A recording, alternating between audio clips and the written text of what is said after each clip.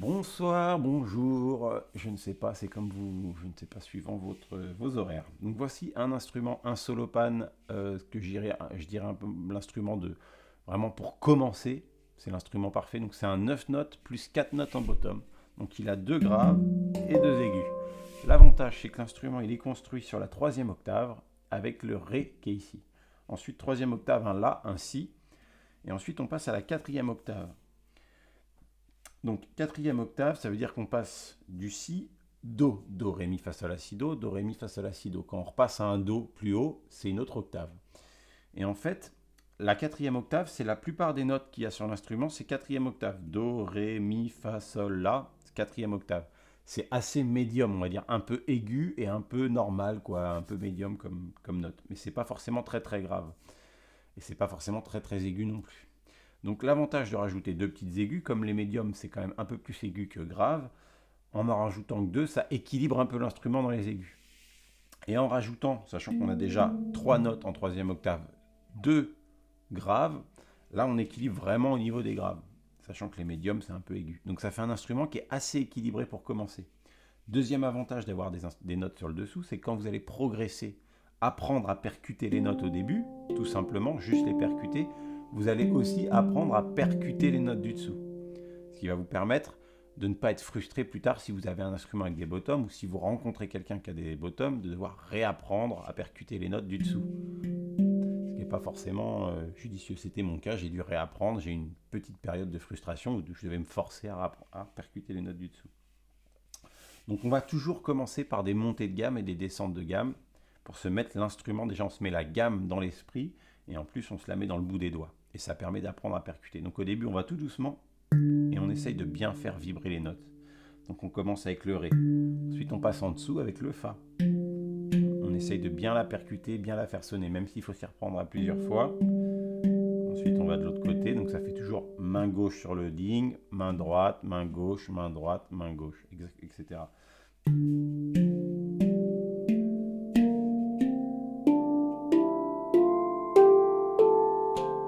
Après on redescend.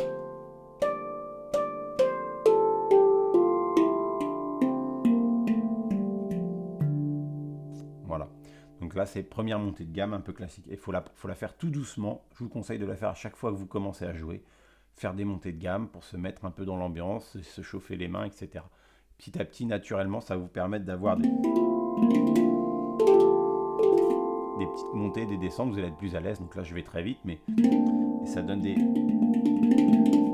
petits trucs pour des roulements, puisqu'on apprend. Voilà, moi, je conseille de jouer avec les pouces, les notes qui sont ici vers vous, et avec les index, les notes qui sont devant. Voilà, donc ça permet de travailler la dextérité. Donc pouce, index, pouce majeur, pouce, index majeur, c'est un peu comme vous voulez, c'est ces trois doigts-là en général qui jouent le plus. Donc on va faire la montée de gamme encore une fois. Descente de gamme. Donc ensuite il y a la montée en accord. Donc pour ça au début on ne met pas les bottoms parce que ça complexifie quand même pas mal. On va juste le faire simple, on va dire que ça c'est la note fondamentale, après c'est la note 1, c'est le La qui est là. Note 2, le Si bémol, après 3, 4, 5, 6, 7, 8. Donc, si on veut faire des accords, la montée en accord, on va prendre la note 1, mais si on la joue avec la note 2, ça va dissonner. Ensuite, si on prend la 3 avec la 4, pareil, ça dissonne. Et ça continue. Enfin, c'est pas très joli, ça peut être fait, mais il faut que ça soit conscient. Par contre, si on met la note 1, qu'on esquive la note 2 et qu'on met la note 3, déjà, il y a plus d'écart entre les notes et il y a plus de chances qu'elles sonnent en harmonie. On va voir 1, j'esquive la 2 et la 3. Là, c'est plus joli. Ensuite, 3, j'esquive la 2, j'esquive la 3 et je mets la 4. Et ainsi de suite. Ensuite, donc, on va mettre la dernière note du premier accord et on monte, on prend une note en plus. Et on fait pareil de l'autre côté.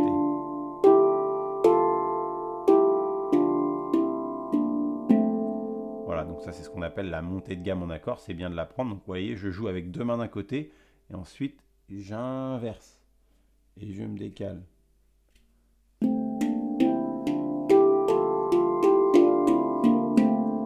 Voilà. Donc ensuite on peut rajouter les bottoms.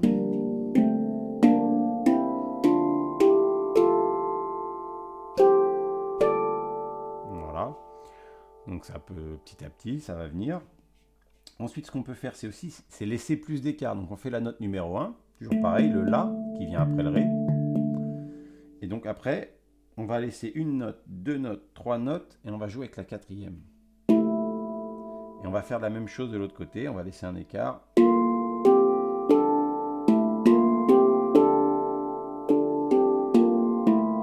Déjà là, ça y a de la profondeur, parce qu'il y a des écarts entre les notes, donc ça sonne super bien, quoi.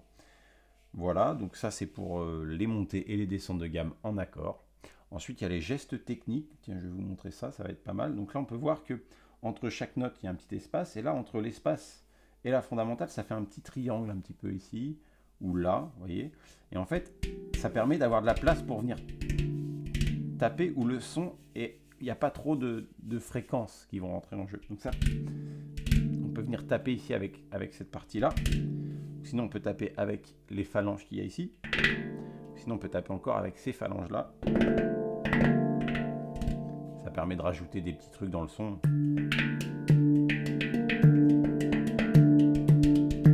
Voilà, on fait un peu ce qu'on veut. Ensuite, autour du ding, il y a une note qu'on appelle le shoulder. Donc, c'est une fréquence. En général, il y en a une ici, une là et une entre les deux. Voilà, donc sur cet instrument-là, par exemple, c'est celle-là qui va être la plus jolie. Il y en a des fois qui sont un peu mieux que d'autres, suivant les instruments. C'est pas forcément toujours facile à gérer, les shoulders. Voilà, donc ça permet de rajouter des petits trucs en plus. Voilà, donc il y a ça. Ensuite, il y a le slap. Donc on peut le faire, comme on a dit, dans les petits triangles entre les notes, là, comme on dit. Mais le mieux, moi je vous conseille, c'est de la jouer sur le bord du rime. Parce que c'est un endroit qui est assez dur, qui est assez sec. Donc là, par exemple, 1.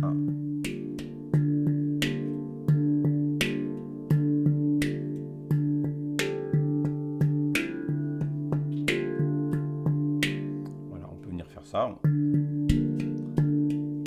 peut rajouter un ding. Donc voilà, donc pour un petit geste technique. Ensuite, on peut venir taper sur le ding. Donc ça, il faut y aller mollo, il ne faut pas y aller trop fort. Avec un petit os qui est juste ici. Et donc on tapote. Ça fait une petite basse, voilà, on peut rajouter ça. Donc voilà, ensuite qu'est-ce qu'il y a? Il y a les harmoniques dans chaque note. Donc la note, on voit bien, elle est elliptique, ce qui veut dire qu'elle a un axe plus étroit que l'autre.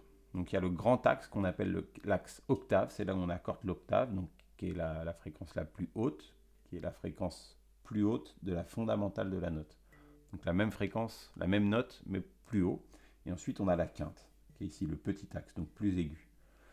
Et donc, si on met une ligne droite là, une ligne droite là, ça fait qu'il y a des quarts. Un petit quart qui va être ici. Voilà, un petit quart ici, un petit quart là, un petit quart là, un petit quart là. Donc, si on met ses doigts comme ça pour faire un quart, il suffit juste de bloquer un des axes. Donc, on va bloquer l'axe octave, le plus long. Et après, on percute la note qui est là. Donc moi, je mets vraiment le bout du doigt, je le pose, et en fait, ça me permet, donc on peut décaler si on n'est vraiment pas dessus, et ça permet aussi de bouger comme ça un petit peu pour revenir se placer parfaitement au bon endroit. Donc là, je le pose ici, je percute, et vous voyez, je peux rouler. Ah, là, je suis bien dessus, je bouge plus. Et pareil sur l'axe quinte. Et donc là, on bloque l'axe quinte, on percute l'octave. Donc là, si je vais par là, je suis moins dessus. Là, je ne suis pas du tout dessus non plus. Par contre, si je me mets là, voilà, là, j'étais bien dessus. Donc ça marche sur toutes les notes. Donc ça va demander un peu de pratique pour l'avoir propre. Voilà. Ensuite, ce qu'on peut faire aussi, c'est percuter une note et venir passer devant comme ça. Alors, je ne sais pas si ça s'entendra bien à la caméra, mais en gros, le son, c'est une vibration qui se transmet dans l'air, qui fait vibrer l'air. Si on passe comme ça, eh ben on fait bouger l'air et ça va un peu faire fluctuer la vibration. Voilà. Donc, ensuite, passons un peu à la base, à la rythmique, la musique, etc. Donc, ce qu'on peut faire au début, c'est séparer son instrument en deux. Donc, on va avoir la montée de gamme, note 1, note 2, vraiment une de chaque côté face à nous. et on sépare l'instrument à ce niveau-là en deux. Donc on a 4 d'un côté, 4 de l'autre. Là, on peut faire n'importe quoi et percuter que d'un côté, les 4 qu'il y a là, et changer. On peut aussi mettre les bottoms avec.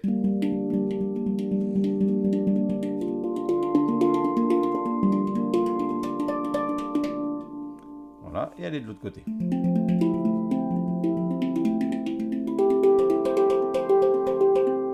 Bon, j'ai fait n'importe quoi, c'est juste pour un exemple, mais en gros, ça va sonner assez... Ça va sonner assez bien normalement pour la plupart des gammes et des instruments. Quand on sépare l'instrument en deux comme ça, il y a de la distance entre les notes, etc. Et ça va sonner bien. Ça va faire des beaux accords, des belles choses. 1, 2, 3, 4, 1, 2, 3, 4, 1, 2, 3, 4, 1, 2, 3, 4, 1, 2, 3, 4, 1, 2, 3, 4, 1, 2, 3, 4, 1, 2, 3, 4. Voilà, là j'ai fait n'importe quoi, mais ça marche. Donc après, on va revenir à ça. Maintenant, je vais vous faire un petit peu de rythmique et on va transposer cette rythmique après sur un côté et l'autre. Donc on peut faire des rythmes en 3 et en 4. Donc en 3, ça va faire 1, 2, 3, 1, 2, 3, 1, 2, 3. Donc vous voyez, je fais le 1 sur le digne, le 2 un shoulder, le 3 un shoulder, 1, 1, 2, 3, 1, 2, 3. Moi je fais toujours avec la même main, mais on peut aussi inverser. 1, 2, 3, 1, 2, 3, 1, 2, 3, 1, 2, 3, etc. On peut inverser ou faire avec la même main. Moi, je préfère avec la même main. Bon, après, chacun son style. Donc là, si je fais ce rythme-là, 1, 2, 3, 1, 2, 3, 1, 2, 3, 1, 2, 3, en transposant sur le côté. Donc on va faire un 3, mais on va le compter en 6. Comme ça va faire deux mesures. Voilà, on va appeler ça comme ça. Donc je vais faire 1, 2, 3, 1, 2, 3, 1, 2, 3, 4, 5, 6, 1, 2, 3, 4, 5, 6, non, je me suis foiré, 1, 2, 3, 4, 5, 6, 1, 2, 3, 4, 5, 6, voilà, donc là, déjà, on a un petit début de quelque chose. Donc ensuite, on va le faire en 4.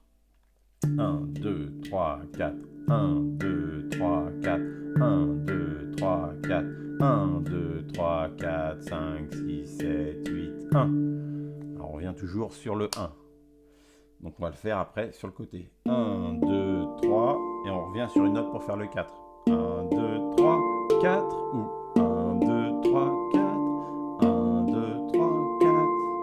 Peu importe, c'est à vous de choisir après. 1, 2, 3, 4, 1, 3, 4, 1, 2, 3, 4, 5, 6, 7, 8, 1, 1, 2, 3, 4, 5, 6, 7, 8. Voilà, donc déjà c'est le début. Et là, ce qu'on peut faire, c'est, par exemple, on va le faire sur le digne, je vais faire le rythme en 4, et le 5, 6, 7, 8 que je comptais là, on va faire une montée de gamme, par exemple. Puis après, on va faire une descente de gamme. Puis après, on peut faire une montée de gamme en accord, comme on a vu plus tôt, etc., etc. Donc, je vais vous montrer, et vous pourrez faire ça après chez vous. Donc, 1, 2, 3, 4, 5, 6, 7, 8. 1, 2, 3, 4, 5, 6, 7, 8. 1, 2, 3, 4, 5, 6, 7, 8. 1, 2, 5, 6, 7, 8. 1, 2, 3, 4. Descente de gamme. 1, 2, 3, 4. Montée de gamme. 1, 2, 4. Descente de gamme. Et là, je vais rajouter avec les accords. 1, 2, 3, 4. Montée de gamme. 1, 2, 3, 4. Descente de accord. Vous voyez, j'ai fait la descente de 3 et à la quatrième, j'ai mis un accord. Peu importe l'accord. Donc 1, 2, 3, 4. Descente de gamme. 1, 2, 3, 4. 5, 6, 7, 8. 1, 2, 3, 4. Montée de gamme en accord. Et après, descente de gamme en accord.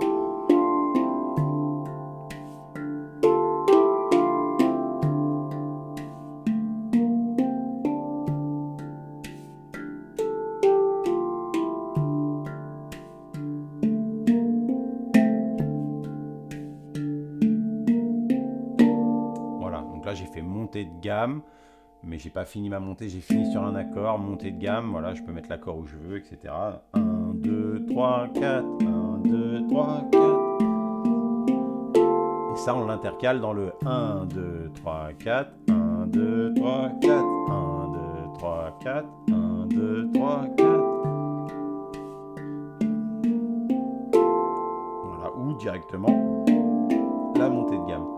Voilà, donc ça déjà c'est la base et on peut faire ça sur le 3 aussi. 1, 2, 3, 1, 2, 3, 1, 2, 3, 1, 2, 3, 1, 2, 3, 1, 2, 3, 1, 2, 3, 4, 5, 6, 1, 2, 3, 6, 1, 2, 3, etc., etc. Donc ce qu'on peut venir caler après ça, donc quand on a notre 1, 2, 3, 4, 5, 6, 7, 8, ou 1, 2, 3, 4, 1, 2, 3, 4, c'est à vous de voir, c'est comme vous préférez. Ce qu'on peut faire, c'est rajouter, donc on a le 1, 2, 3, 4 en ghost note, et le 5, 6, 7, 8 en montée de gamme. Ce qu'on peut faire, c'est les ghost notes, on peut aussi rajouter des notes en plus. Donc ça fait 1, 2, 3, 4, 5, 6, 7, 8, 1, 2, 3, 4, 5, 6, 7, 8, 1, 2, 3, 4, 5, 6, 7, 8, 1, 4, 5, 6, 7, 8, 1. Donc là, j'ai fait autre chose. Voilà, ce qu'on peut faire après, c'est intercaler et rajouter des phrasés. Donc, un phrasé, par exemple, vous pouvez bosser des petits phrasés en 4. Donc, ça va faire, je vais choisir par exemple ces trois notes-là. Et je vais faire 1, 2, 3, 4. Voilà, ça c'est un petit phrasé. Sinon, je peux choisir par exemple ces trois notes-là et faire 1, 2, 3, 4. Voilà, un petit phrasé. Après, je peux faire aussi 1, 2, 3, 4. 1, 2, 3, 4. Ça, je le rajoute. Donc, je reprends mon rythme. 1, 2, 3, 4. 1, 2, 3, 4. 1, 2, 3, 4, 5, 6, 7, 8. 1, 2, 3, 4, 5, 6, 7, 8. 1, 2, 3, 4, 5, 6, 7, 8. 1, 2, 3, 4, 8. 1, 2, 3, 4, 5, 6, 7, 8. 1, 2, 3, 4, 7, 8. Voilà, donc je vais changer mes phrasés. 1, 2, 3, 4.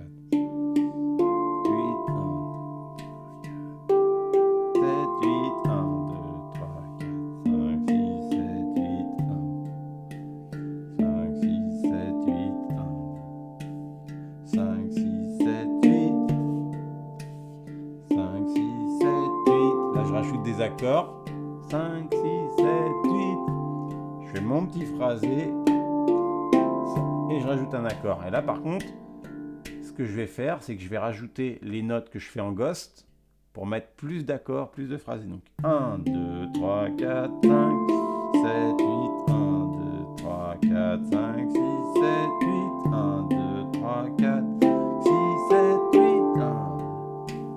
Vous voyez? Et direct, ça commence à créer quelque chose. Et ensuite, on bosse des patterns qu'on essaye de répéter plusieurs fois, qu'on essaye d'enchaîner pour créer son petit son. Bien sûr, on peut rajouter les bottoms après.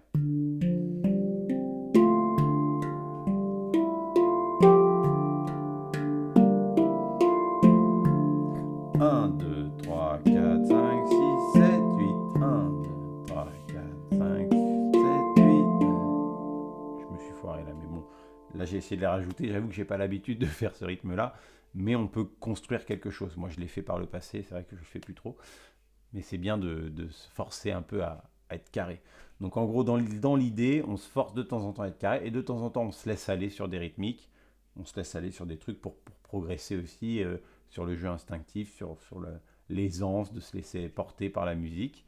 Et de temps en temps, faut se forcer un petit peu à faire des trucs un peu carrés. Moi, je conseille de se forcer au début. Chaque session, montée de gamme, montée en accord, quelques petits gestes techniques. Et une fois qu'on a fait ça pendant 5 minutes, 10 minutes, suivant vos capacités et votre envie, vous pouvez vous forcer à faire un petit peu de rythmique, par exemple. 1, 2, 3, 4, 5, 6, 7, 8. 1, 2, 3, 4. 8, 1, 2, 3, 4, 5, 6, 7, 8. 1, 2, 3, 4. Descente de gamme. 1, 2, 3, 4. Montée de gamme. 1, 2, 3, 4. En accord. 1, 2, 3, 4, 5, 6, 7, 8. 5, 6, 7, 8. Là, je vais rajouter entre les deux. 1, 2, 1, 2, 3, 4, 5, 6, 7, 8. 1, 2, 3, 4. Voilà. Donc là, j'en ai marre. Et je vais faire un peu n'importe quoi.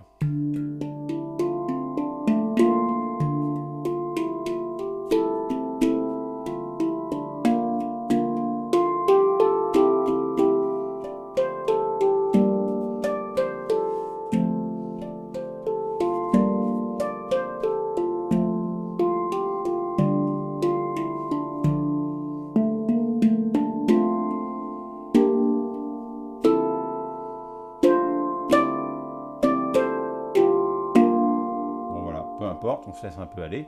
Et après, une fois qu'on a fait ça pendant 10 minutes, on s'est fait plaisir, on reprend un petit peu, un truc un peu carré. 1, 2, 3, 1, 2, 3, 4.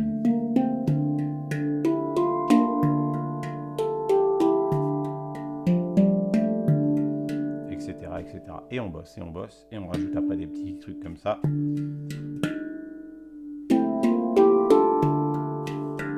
Etc., etc. Et on construit ces rythmes. Voilà, j'espère que ça vous aura aidé, plu, etc. Donc voilà l'instrument, le D-Kurd un peu classique. Et voilà, je vous laisse, c'est quelqu'un qui frappe pile au bon moment. Belle journée!